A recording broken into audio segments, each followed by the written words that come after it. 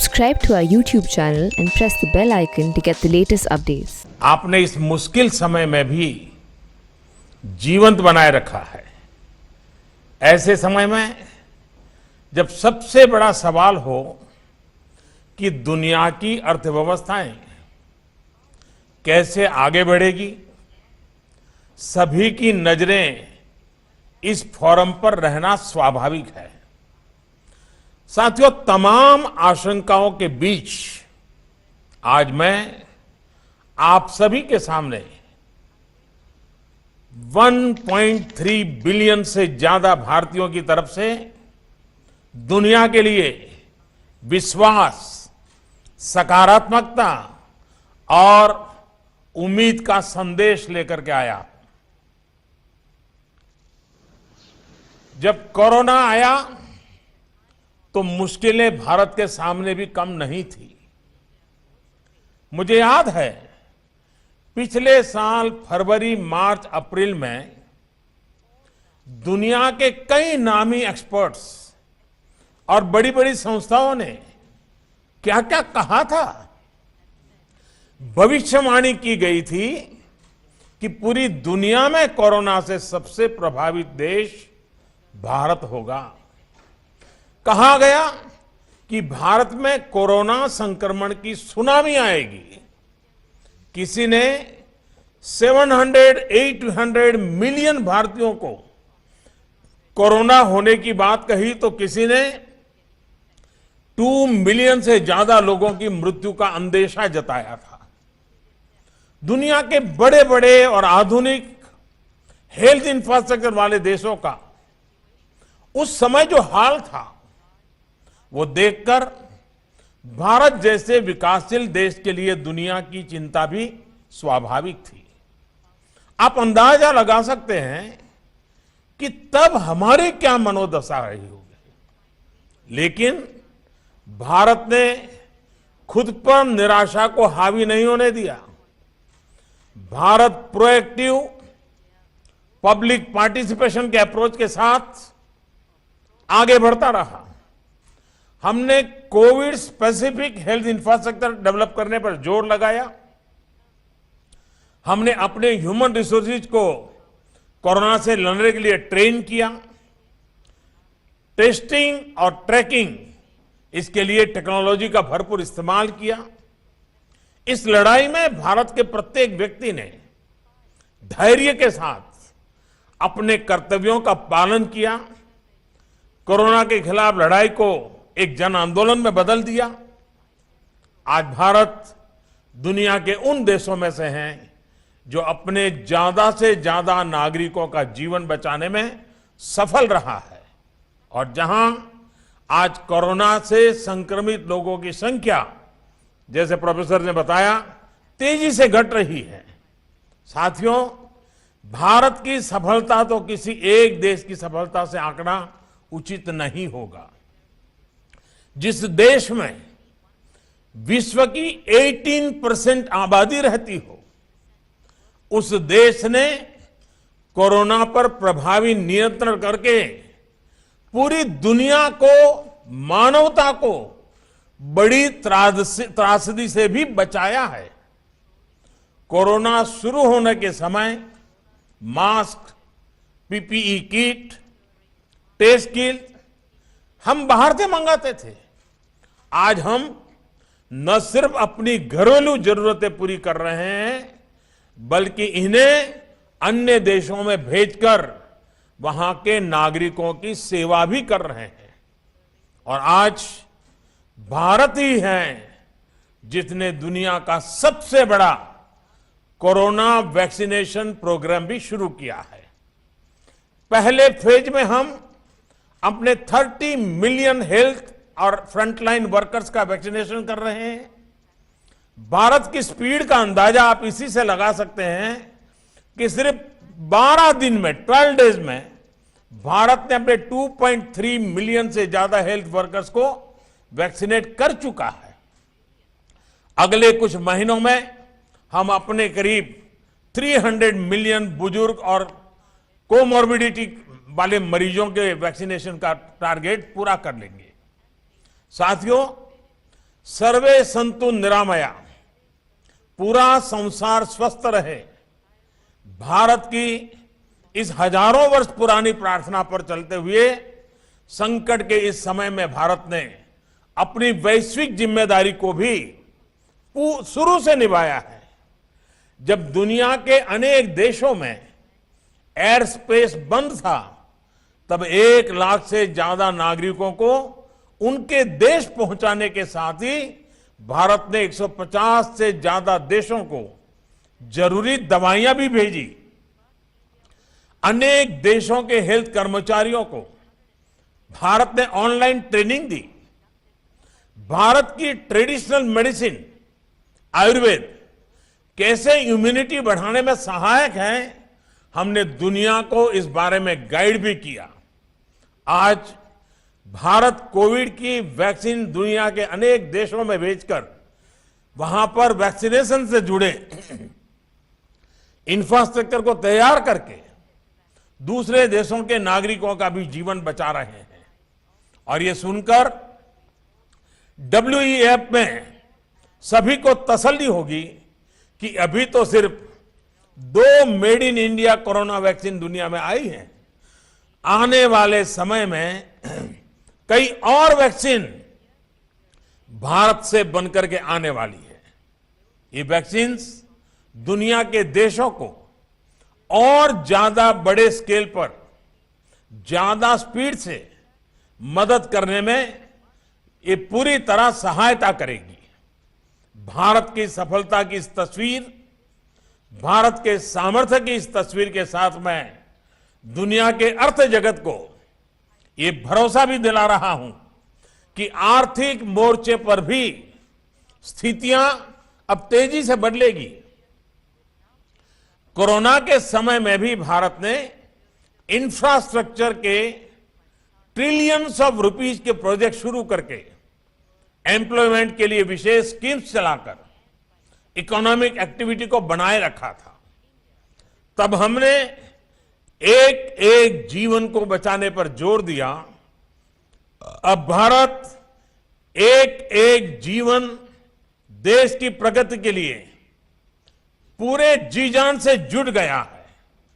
अब भारत आत्मनिर्भर बनने के संकल्प के साथ आगे बढ़ रहा है। भारत की आत्मनिर्भरता की आकांक्षा ग्लोबलिज्म को नए सिरे से मजबूत करेगी और मैं आश्वस्त हूं कि इस अभियान को इंडस्ट्री 4.0 से भी बहुत बड़ी मदद मिलेगी। इसके पीछे वजह भी है और इस विश्वास का आधार भी है। साथियों, एक्सपर्ट्स बताते हैं कि इंडस्ट्री 4.0 के 4 मुख्य फैक्टर्स होने वाले हैं: कनेक्टिविटी, ऑटोमेशन, आर्टिफिशियल इंटेलिजेंस या मशीन लर्निंग और रियल टाइम डेटा। आज भारत दुनिया के उन देशों में से हैं जहां सबसे ज्यादा डेटा उपलब्ध है, जहां के दूर दराज क्षेत्रों में भी मोबाइल कनेक्टिविटी है, स्मार्टफोन है।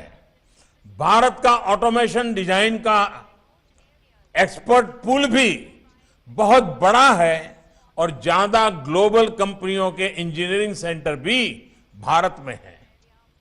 आर्टिफिशियल इंटेलिजेंस और मशीन लर्निंग में भारत के सॉफ्टवेयर इंजीनियर्स बरसों से अपनी क्षमता से दुनिया को अवगत करा रहे हैं। साथियों, बीते 6 वर्षों में भारत में जिस तरह डिजिटल इंफ्रास्ट्रक्चर के लिए काम हुआ है, वो वर्ल्ड इकोनॉमिक फोरम के एक्सपर्ट्स के लिए भी एक स्टडी का विषय है। इस इंफ्रास्ट्रक्चर ने डिजिटल सॉल्यूशंस को भारत के लोगों की रोजमर्रा की जिंदगी का हिस्सा बना दिया है।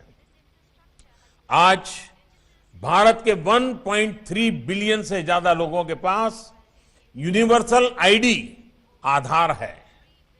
लोगों के बैंक अकाउंट और यूनिवर्सल आईडी उनके फोन से कनेक्टेड है।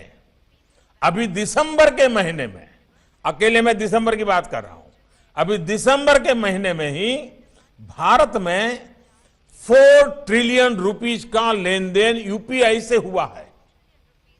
यहां जो बैंकिंग सेक्टर के लोग हैं वो जानते हैं कि किस तरह से दुनिया के बड़े बड़े देश भारत द्वारा विकसित यूपीआई व्यवस्था को अपने यहां दोहराने का प्रयास कर रहे हैं।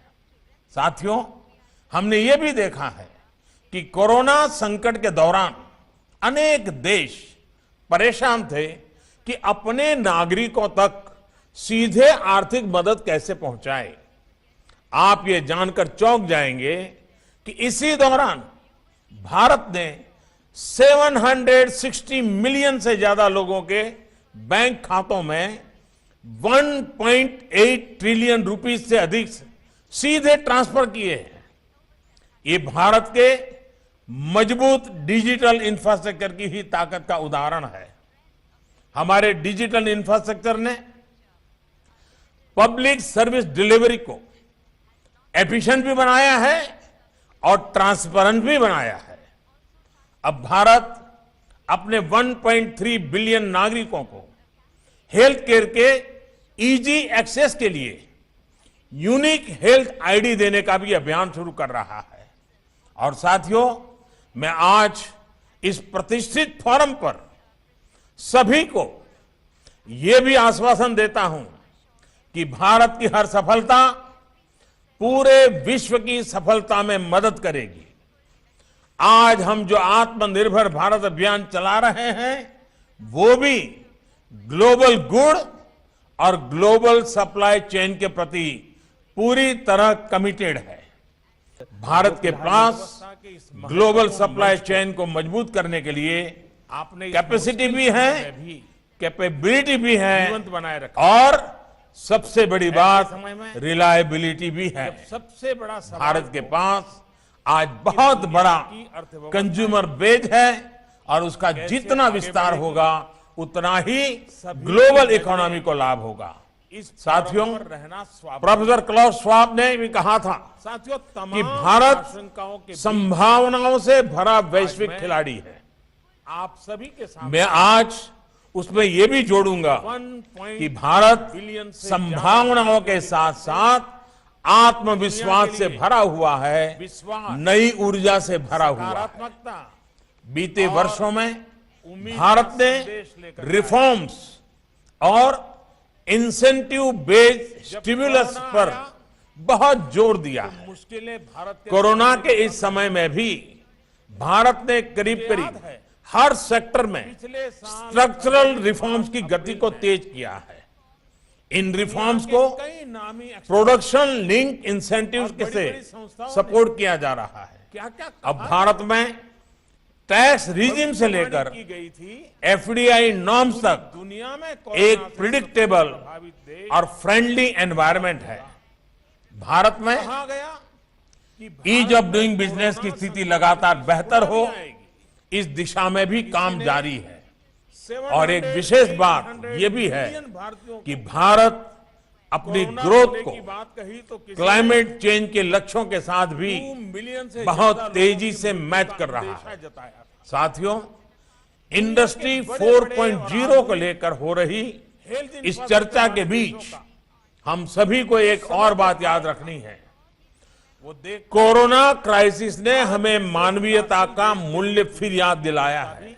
स्वाभाविक हमें याद रखना है कि इंडस्ट्री 4.0 भी रोबोट के लिए नहीं बल्कि इंसान के लिए है। हमें यह सुनिश्चित करना होगा कि टेक्नोलॉजी ईज ऑफ लिविंग का टूल बने, ना कि कोई ट्रैप। इसके लिए पूरी दुनिया को मिलकर कदम उठाने होंगे। हमें सबको मिलकर कदम उठाने होंगे। मुझे विश्वास है कि हम इसमें सफल होंगे। इसी विश्वास के साथ मैं अब आप सबके साथ क्वेश्चन आंसर सेशन की तरफ बढ़ना चाहूंगा और हम उस दिशा में आगे बढ़ते हैं। एक व्यक्ति ने धैर्य के साथ अपने कर्तव्यों का पालन Thank you, Prime Minister, first for this message of hope and confidence. I think it's an incredible achievement how we handled the COVID-19 crisis and how you showed responsibility towards the world in taking care not only of your own country, but particularly also of your neighbor countries.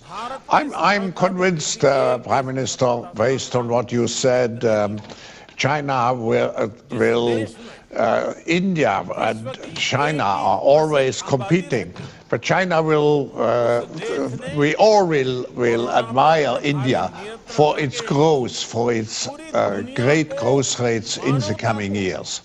I'm also very happy that you mentioned your commitment to the 4IR, to the fourth industrial revolution technologies, and we have to make them human-centered, and I'm happy that the World Economic Forum has a Center for the Fourth Industrial Revolution in Mumbai, thanks to your support. Mr. Prime Minister, this officially concludes the public portion of the session, and we will have now this follow-up dialogue, but we will have to have 30 seconds just to switch the communication devices. Thank you very much again, Prime Minister.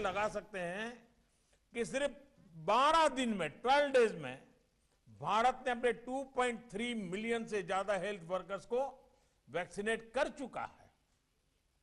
अगले कुछ महीनों में हम अपने करीब 300 million बुजुर्ग और comorbidity वाले मरीजों के वैक्सीनेशन का टारगेट पूरा कर लेंगे।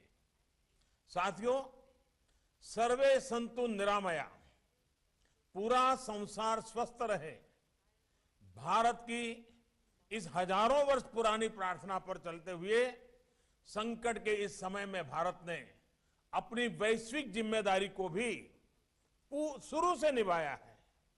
जब दुनिया के अनेक देशों में एयर स्पेस बंद था, तब 1 लाख से ज्यादा नागरिकों को उनके देश पहुंचाने के साथ ही भारत ने 150 से ज्यादा देशों को जरूरी दवाइयां भी भेजी।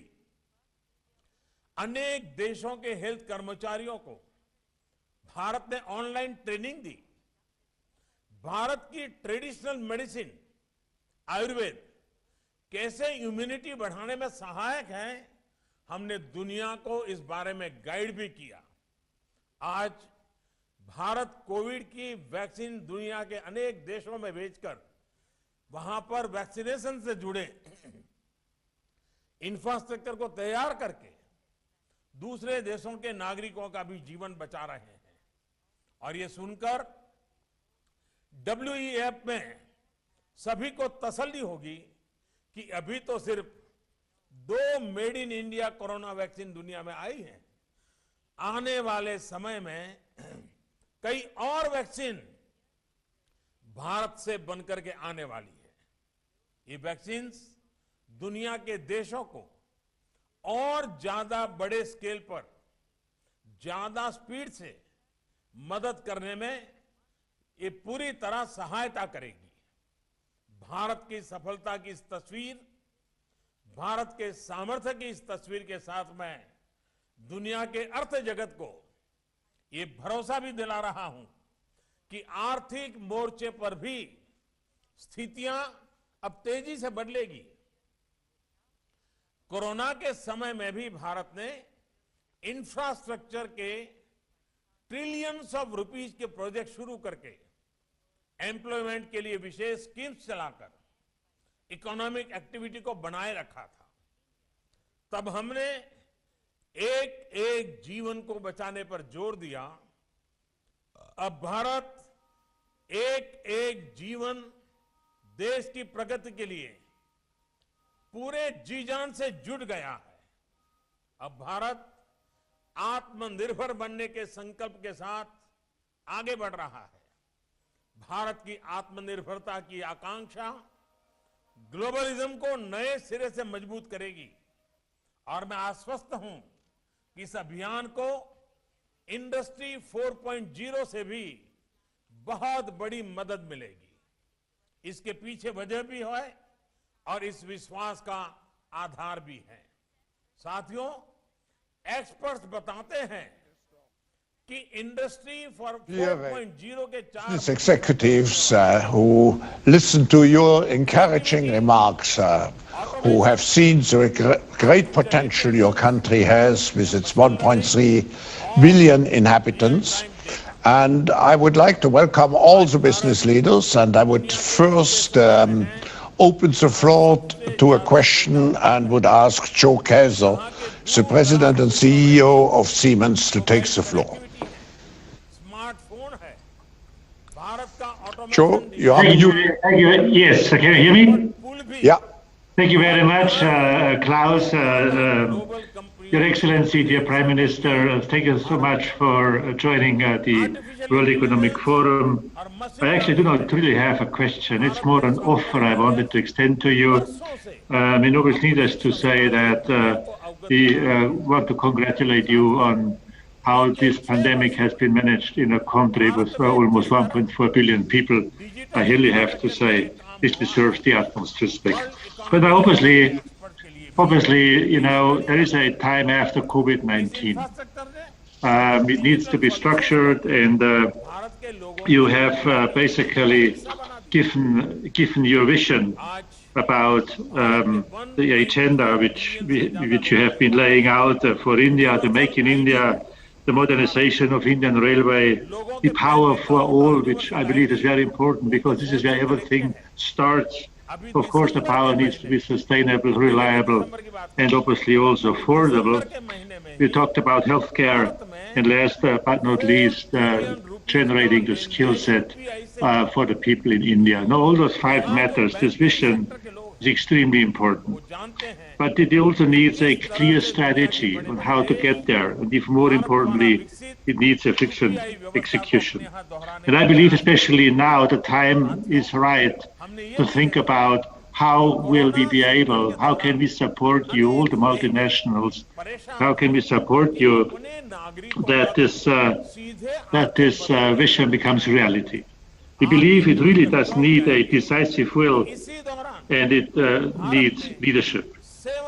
And therefore, I wanted to extend our Siemens commitment to help you get started with those five imperatives you've been laying out with your vision.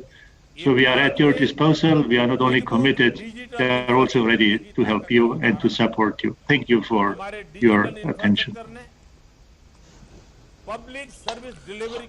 Mister Joe Kaeser, एक तो मैं सबसे पहले आपका आभारी हूं बहुत अच्छे शब्दों के लिए, और मैं भी अनुभव कर रहा हूं कि शायद ये पहली बार ऐसा हुआ होगा कि हम इतने लंबे समय से रूबरू नहीं मिले हैं, वरना साल में 2-3 बार मिलना हमारे लिए स्वाभाविक था। और सीमेंस तो एक प्रकार से भारत में हमारा परिवार का अंग है।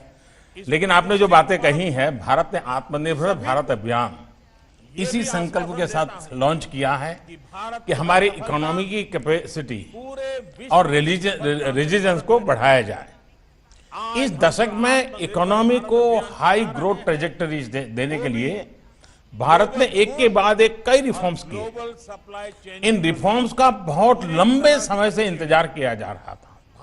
आत्मनिर्भर भारत के विजन का मुख्य हिस्सा है देश के मैन्युफैक्चरिंग और एक्सपोर्ट को अब एक्सपोर्ट हब कैसे बनाया जाए। सबसे बड़ी बात, भारत में मैन्युफैक्चरिंग को बढ़ाने के लिए सरकार ने लगातार कई बड़े कदम उठाए हैं, कई सुधार किए हैं।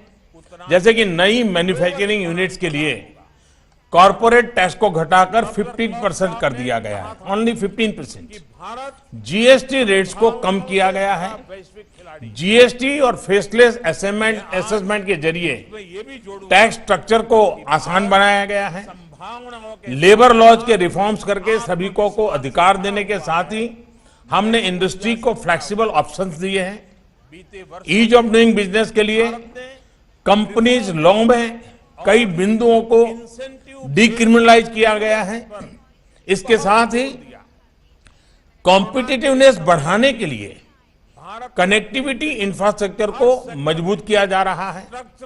महामारी के दौरान हमने देखा भी है कि भारतीय कंपनीज सप्लाई शॉक से निपटने में कितना सक्षम है। हमारी कंपनीज ने देश में ही नहीं बल्कि पूरी दुनिया में मेडिकल सप्लाई को बनाए रखा। यही सक्सेस स्टोरी हमें देश के हर सेक्टर में रिपीट करनी है। मैं आपको और आपके सभी साथियों को भारत की production link incentive PLI schemes में सहभागी बनने के लिए आमंत्रित करता हूं। $26 बिलियन की स्कीम में आपको इंक्रीमेंटल प्रोडक्शन पर इंसेंटिव्स मिलते हैं और ये इंसेंटिव्स प्रोडक्शन वैल्यू औसतन करीब 5% के बराबर होते हैं।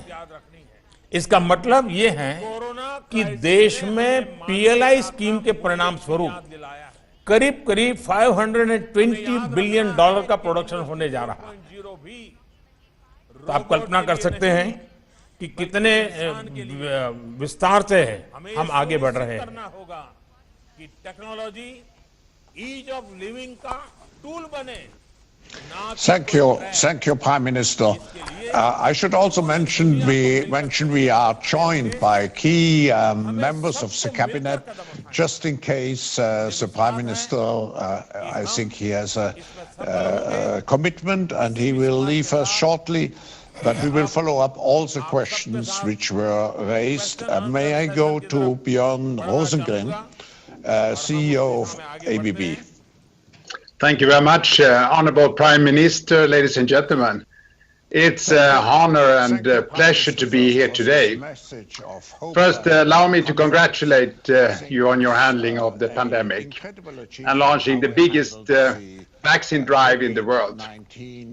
I think this underscores India's strong global role in technology, and we are proud to support with our technology both in automation, electrification and robotics. We have been present in India for over 60 years, and today we have an important manufacturing and R&D footprint across the country. And we feel privileged to have been part of building some of your nation's impressive landmarks. For example, we have helped to ensure energy efficiency in the state of unity, and our technology helped drive the world's largest irrigation projects, bringing much needed water to millions of farmers in India. Our technology has also been a key part of making Indian transport systems modernized and more sustainable. And we recently also inaugurated a robot facility to support the digital transformation of Indian manufacturing industry. So together we can unlock India's economy's potential and drive high productivity, growth and prosperity. So to my question, Mr. Honorable Prime Minister, you recently announced a multi-sector production-linked incentive scheme to boost manufacturing. So what is your vision and complementary reforms in infrastructure and logistics, but also how to make India a preferred destination for investment for global manufacturers like ABB?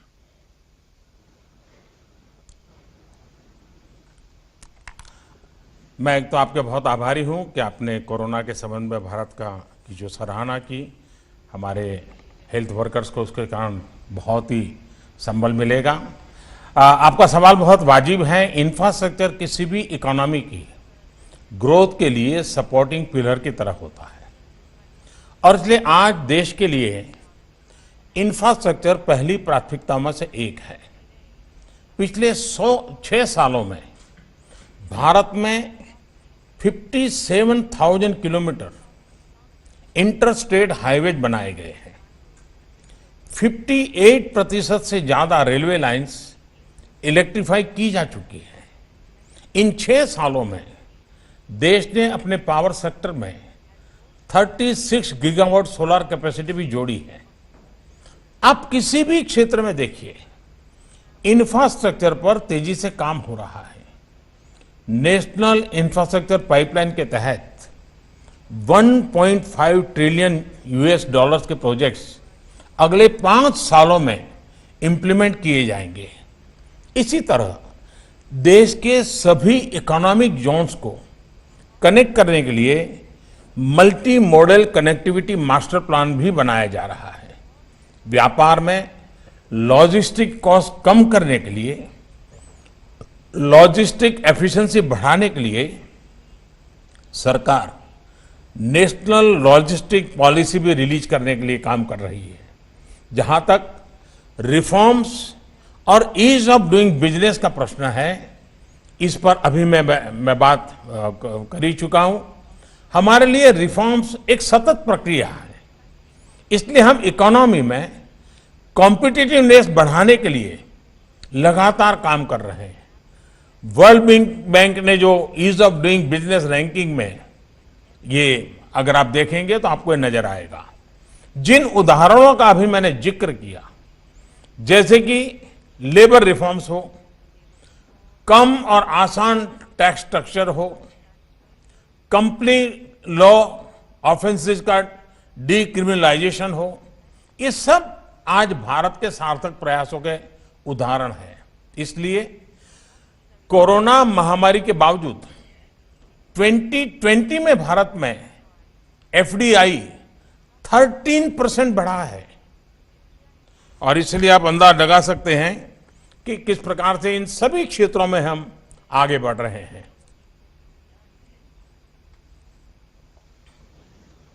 Thank you. May I now call on Joe Taylor, the CEO of Ontario Teachers Pension Plan.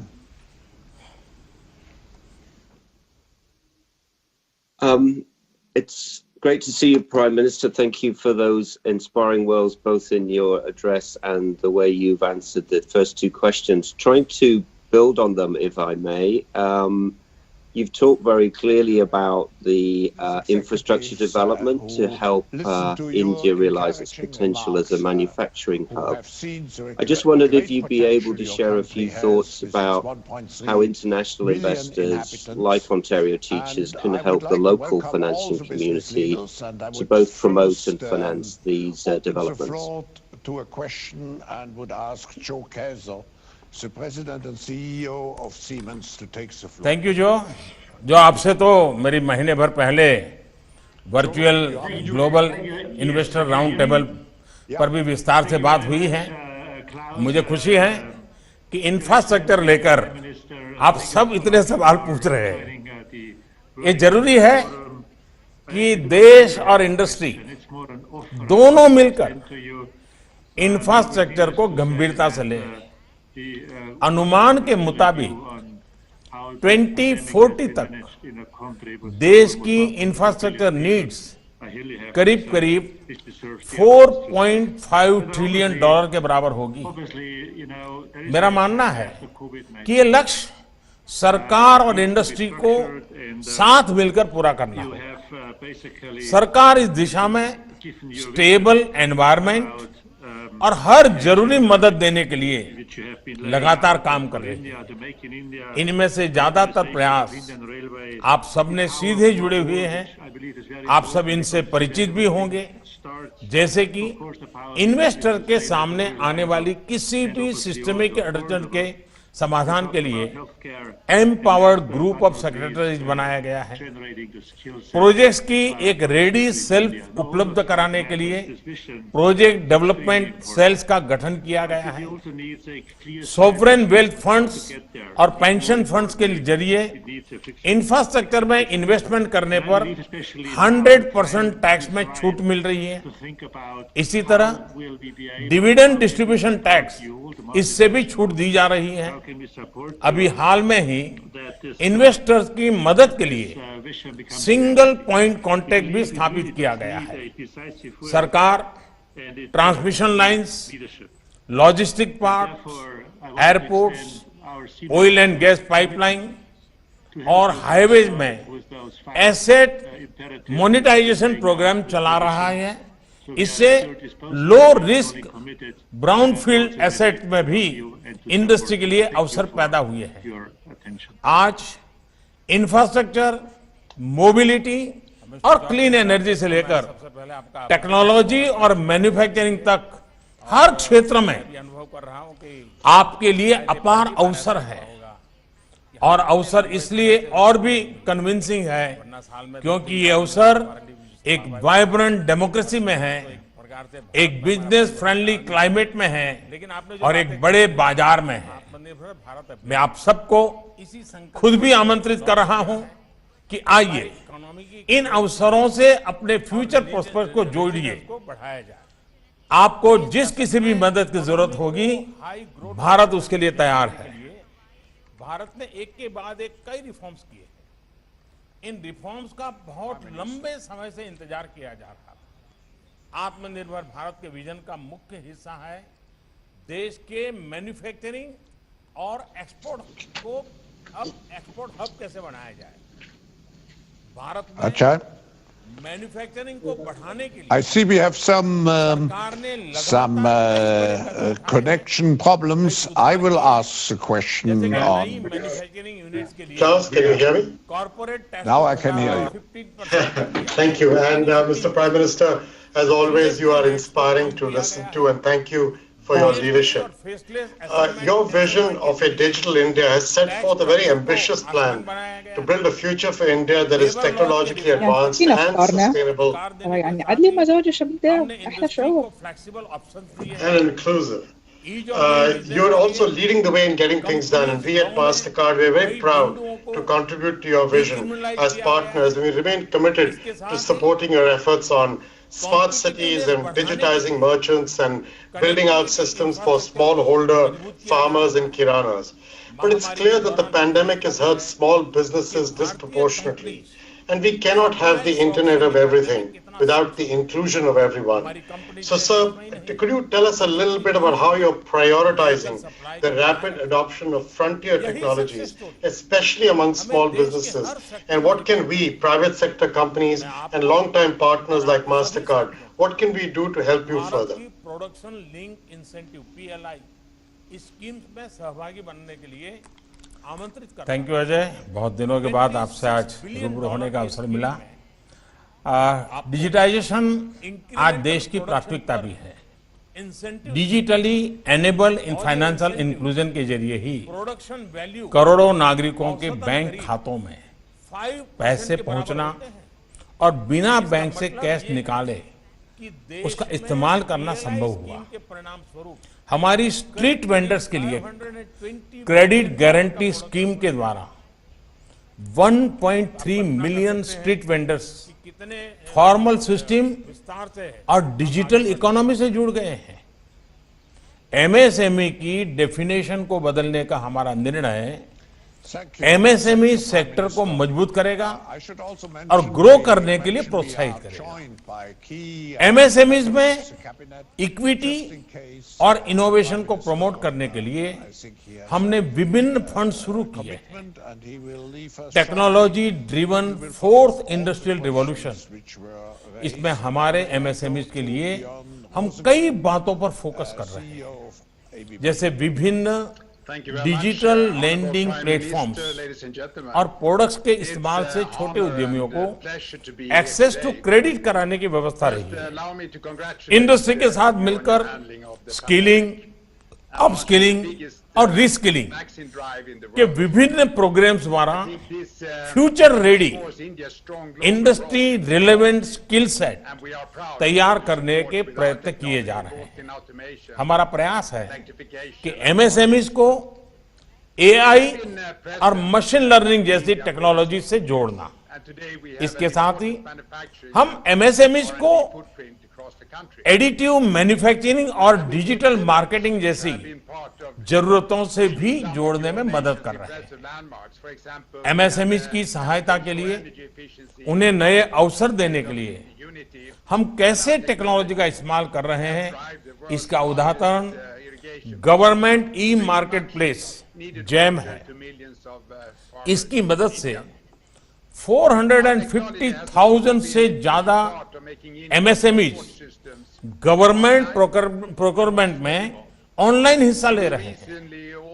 यानी आप कल्पना कर सकते हैं कि सरकार और सरकार के बाहर डिजिटल टेक्नोलॉजी इन सारी चीजों का कितना बढ़िया ढंग से हो रहा है।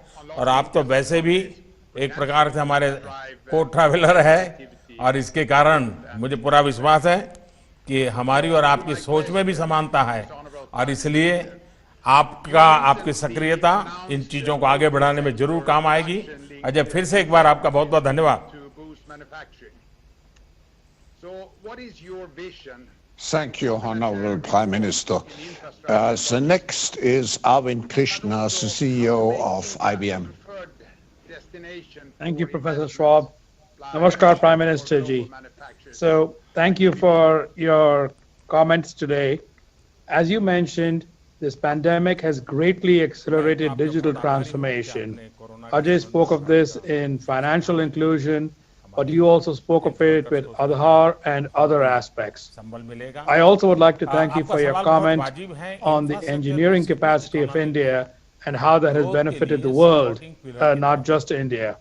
We are also grateful to the cooperation of the government for all of the centers and our ability to do both software development and software services from India.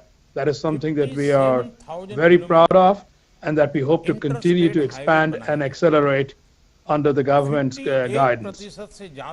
However, when we speak about inclusion, education is also a very important part of it.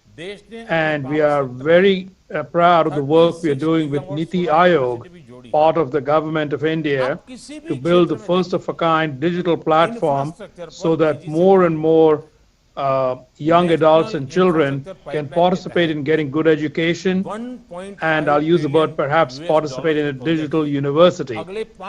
We are also proud of the work the government is doing in artificial intelligence or AI. I think all of this work is urgent and necessary. It's the next wave of digital, but it also will bring millions of young adults then into the educated workforce.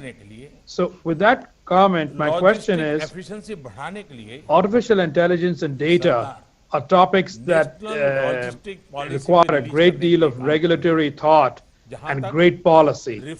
What are your thoughts on policy around these topics so that AI remains responsible, allows everyone to be included, but the free flow of data also has to happen to benefit business and the country? Competitiveness बढ़ाने के लिए लगातार काम कर रहे हैं। धन्यवाद Arvind ji. World bank जब मेरी पिछली बार आपसे बात हुई थी तो कोरोना की वजह से आपको नजर आया पूरी दुनिया में हड़कंप था, का भी मैंने अनेक देशों में लॉकडाउन का वो समय था। लेबर तब उस दौर में भारत की डिजिटल होती इकोनॉमी ने देशवासियों की बहुत मदद की है। आज हमारे देश में 1.3 बिलियन आधार, 1.1 बिलियन मोबाइल कनेक्शन और 750 मिलियन इंटरनेट सब्सक्राइबर्स में भारत में ये अपने आप में बहुत बड़ा पुल है। इन्होंने देश के डिजिटल प्रोफाइल लगा सकते हैं पूरी तरह से ट्रांसफॉर्म कर दिया है। हमारी सरकार का विजन साफ है, हमें एक्सेस, इंक्लूजन और एम्पावरमेंट इसके जरिए देश को ट्रांसफॉर्म करना है और साथ ही यूजर्स की प्राइवेसी भी सुनिश्चित करनी है। इसके लिए देश कई एस्पेक्ट्स पर फोकस कर रहा है। पहला है डिजिटल वर्ल्ड में सभी को एक्सेस। आज देश में 300,000 से ज्यादा कॉमन सर्विस सेंटर्स चल रहे हैं जिनसे डिजिटल सेवाएं गांव-गांव पहुंच रही है। अगले 2-3 साल में देश के 600,000 से अधिक गांवों को फाइबर नेट से जोड़ने का काम चल रहा है। भारत वो देश बन रहा है जहां रिमोटेस्ट एरियाज में भी डिजिटल सर्विसेज का एक्सेस हो, मार्केट के लिए एक्सेस हो। थैंक यू जो। दूसरे प्रमोटिंग कंपटीशन, हम हर क्षेत्र को बाजार की भागीदारी के लिए खोलने में भरोसा करते हैं। आप यूपीआई को देखिए, ये इसका सबसे बड़ा उदाहरण है। आप सब इतने आज यूपीआई प्लेटफॉर्म पर ये जरूरी है ट्रांजैक्शन 2 बिलियन पर मंथ को पार कर चुके हैं। दोनों मिलकर इसमें से एक बड़ा हिस्सा प्राइवेट प्लेयर्स द्वारा बनाए गए एप्स के जरिए ही हो रहा है। हमारा तीसरा एस्पेक्ट है फ्रंटियर टेक्नोलॉजीज की रिसर्च पर इन्वेस्टमेंट। एआई है, एडिटिव मैन्युफैक्चरिंग है और इंटरडिसिप्लिनरी साइबर फिजिकल सिस्टम है। ऐसे सभी क्षेत्रों को आज विशेष रूप से प्रमोट किया जा रहा है। इसी तरह चौथा एस्पेक्ट है data and privacy. Data protection पर एक मजबूत कानून के लिए देश में काम चल रहा है। आप सब इनसे एक और जरूरी एस्पेक्ट है आत्मनिर्भरता। हम पूरी डिजिटल वैल्यू चेन में कॉम्पिटिटिव होना चाहते हैं। आज हमारे पास वाइब्रेंट स्टार्टअप सेक्टर है। जिस देश आज गर्व के साथ आगे बढ़ रहा है, बड़े स्तर पर इलेक्ट्रॉनिक्स मैन्युफैक्चरिंग को प्रमोट करने के लिए हम इंसेंटिव भी दे रहे हैं। तो आप कल्पना कर सकते हैं कि जिस क्षेत्र में आप काम कर रहे हैं उसके सभी पहलुओं को प्रोएक्टिवली स्पर्श करने का हमारा प्रयास रहा है। अरविंद जी, फिर एक बार मैं आपका बहुत बहुत धन्यवाद करता हूं। सिंगल पॉइंट कांटेक्ट भी स्थापित किया गया है। सरकार transmission lines, Come to the last question in this section. Nabuhiro Endo is the chairman of the board of NEC Corporation. Monetization program चला रहा है। इससे लो रिस्क ब्राउनफील्ड एसेट में भी इंडस्ट्री के लिए अवसर पैदा हुए हैं। आज इंफ्रास्ट्रक्चर, मोबिलिटी और क्लीन एनर्जी से लेकर Thank you, Dr. Schwab. It is quite honorable for me to participate this session. And I'm very impressed to hear Your Excellency Prime Minister's presentation previously. And I'm really impressed that Prime Minister is currently trying to lead to reform for India. And I believe that in order to reform the countries, we have the a kind of the methodology that is the smart cities. And I know that you already have the quite big plan, 100 smart cities in India. And my question is that, Prime Minister, your vision and resolve that smart cities are key to achieving the sustainable goals in India are extremely relevant. How is your government planning on driving reforms for India to achieve people-centric reforms in the urban areas? Now I can hear you. Thank you. And Mr. Thank you, Indo. As always, you are देश की बढ़ती economy में हमें for your leadership. Urbanisation का भी बहुत बड़ा अवसर मिलता है। Ambitious plan. आज भी हमारी इकोनॉमी का 2/3 2/3 इकोनॉमी आउटपुट हमारे शहरों से ही आता है। आज देश सस्टेनेबल अर्बनाइजेशन के जरिए कई महत्वपूर्ण फ्रंट्स पर काम कर रहा है। पहला, ईज ऑफ लिविंग, दूसरा ईज ऑफ डूइंग बिजनेस और तीसरा क्लाइमेट सेंसिटिव डेवलपमेंट। इसी कमिटमेंट के तहत 2014 से 2020 के बीच $150 बिलियन अर्बन इंडिया में इन्वेस्ट किए गए। 100 स्मार्ट सिटीज में सिटीजन सेंट्रिक गवर्नेंस, उस पर भी तेजी से काम हो रहा है। स्मार्ट सिटीज और डिजिटल इंडिया प्रोग्राम्स के द्वारा हमारे शहरों में फिजिकल और डिजिटल वर्ल्ड कन्वर्ज करने के लिए उस दिशा में हम काम कर रहे हैं। इसी तरह हेल्दी सिटीज के लिए देश आज लो कार्बन इकोनॉमी की दिशा में भी बढ़ रहा है। हम देश में new age public transportation infrastructure तैयार करने के लिए भी उतनी ही गंभीरता से काम कर रहे हैं। 2025 तक हमारे 25 शहर ऐसे होंगे जहां मेट्रो की सुविधा होगी और डिजिटल इलेक्ट्रिक मोबिलिटी एक और ऐसा क्षेत्र है जिस पर देश तेजी से आगे बढ़ रहा है। ये सब इस बात की बस एक झलक है कि अगले कुछ सालों में भारत के शहरों की तस्वीर कैसी होगी, उनका स्वरूप कैसा होगा। और मैं चाहता हूं कि भारत का जो ये अर्बन का मिशन है, अनेक संभावनाओं वाला मिशन है। दुनिया में जिसके पास भी इसकी एक्सपर्टाइज है, उनके लिए इससे बड़ी अपॉर्चुनिटी नहीं हो सकती है। और इसलिए एक तो मैं इंडो का बहुत आभारी हूं कि उन्होंने स्मार्ट सिटी बड़े बड़े महत्व विषय पर, मुझे अर्बन डेवलपमेंट के विषय पर सवाल पूछा और मुझे अपनी बात कहने का मौका मिला। प्रोफेसर स्वैब, मुझे लगता है कि आज मुझे काफी अच्छी तरह सबसे बात करने का मौका मिला है। मैं आपका बहुत आभारी हूं। रिलेवेंट स्किल सेट तैयार करने के प्रयत्न किए जा रहे हैं। Thank you very much, Honorable Prime Minister. I think we are all encouraged by what you told us, how you really managed the crisis, how you made progress despite the crisis in many areas, like in the digitalization and using the technologies of the fourth industrial revolution in your country. And of course, also the potential of your country and the strong growth which everybody expects.